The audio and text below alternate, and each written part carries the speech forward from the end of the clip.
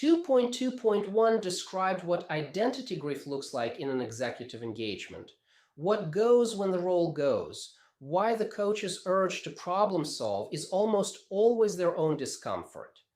William Bridges gave this territory a name and a structure in 1980. The Bridges model, 3 phases, a specific order, a specific discipline, gives coaches a shared language for what they're holding. That's what 2.2.2 applies to executive transition work. What Bridges named is the sequencing problem. Most transitions coaching moves to a new beginning before the ending has been real. The chapter gets skipped. The attribution is transitions, making sense of life's changes. William Bridges, 1980. The key insight isn't the 3 phases. It's that the phases have an order, and the order isn't optional.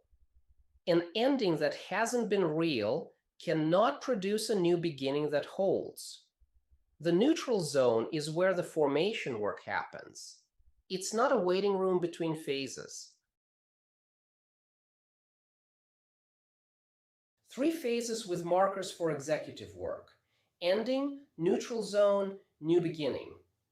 In executive transitions, ending is naming what specifically ended: the access, the rhythm, the relational context, the public narrative. When the executive can name those specifically, the ending phase has been done. When they can't, the chapter isn't closed. The neutral zone is where formation happens. Disorientation alongside genuine formation work, options and identity questions active at once. A new beginning forms when direction has solidified. The neutral zone under pressure is the coaching situation the model was built to name. Say you're coaching an executive who has been out 9 weeks, generating options, exploring industries, having conversations, but feeling like she should be further along. Her partner keeps asking, "Do you have a direction yet?" Every signal in her environment is pushing toward a new beginning. A coach who knows the model can offer a frame. What's happening right now sounds like exactly the neutral zone work. Option generation, identity questions, some disorientation alongside genuine exploration. Rushing past it typically produces a direction that feels right in month 2 and hollow by month 6. What would it look like to do this phase well rather than fast? What a genuine new beginning looks like versus a premature one. Consider a client who announces in session 6 that he has figured it out. He's going back into a similar role at a different company. A coach applying the Bridges model checks for a genuine ending first. Has he named what the previous role actually gave him and what he's letting go of? If those conversations haven't happened, the figured it out may be an exit from the neutral zone to avoid the discomfort. The coach doesn't challenge the direction. The coach asks a question that tests the formation. What the model gives you and what it doesn't.